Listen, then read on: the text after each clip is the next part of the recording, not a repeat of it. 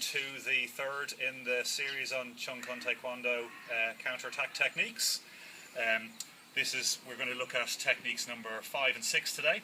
Okay, so from our guard position, which we started in, again, we're still going to use that 45-degree angle tactic of stepping out off the line, which is a very prominent tactic that Grandmaster Kim teaches. So you're stepping off the line this way. So I'm stepping in like a long forward stance from this, or long front stance.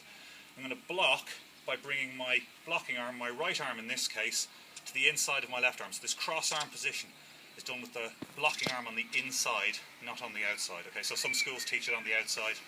Grandmaster Kim generally tends to teach it on the inside.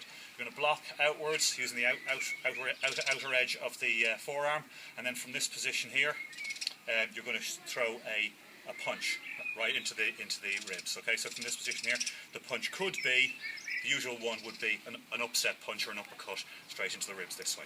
Okay, a couple of variations are shown on this technique. So you could be stepping out into a horse stance this way, or a straddle stance, a sitting stance.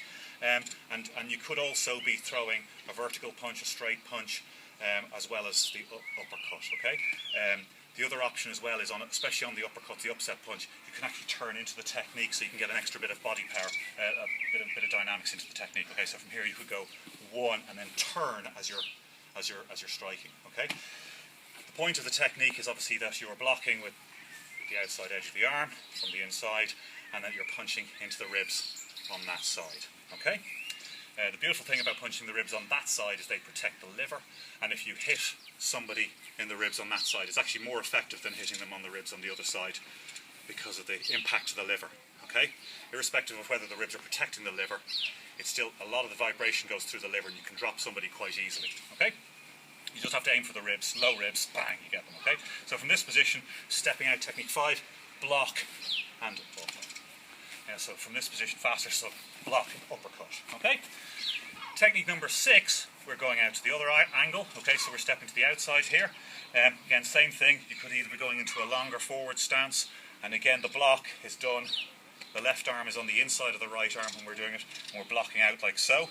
But remember, you're on the inside of the person now, so the targets are different. So we're going to go for the point of the chin. Bang. Okay. Now again, some of the tactics go straddle stance, block, punch. Block, punch this way. Some go into a long forward stance, block, and then you can also turn or just come straight from here. But your point is you're going for the chin.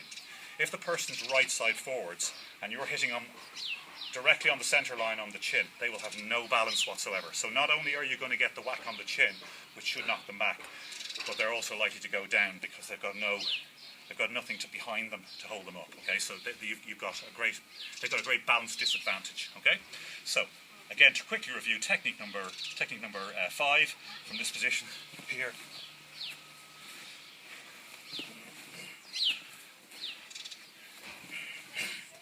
And then technique number 6 from here.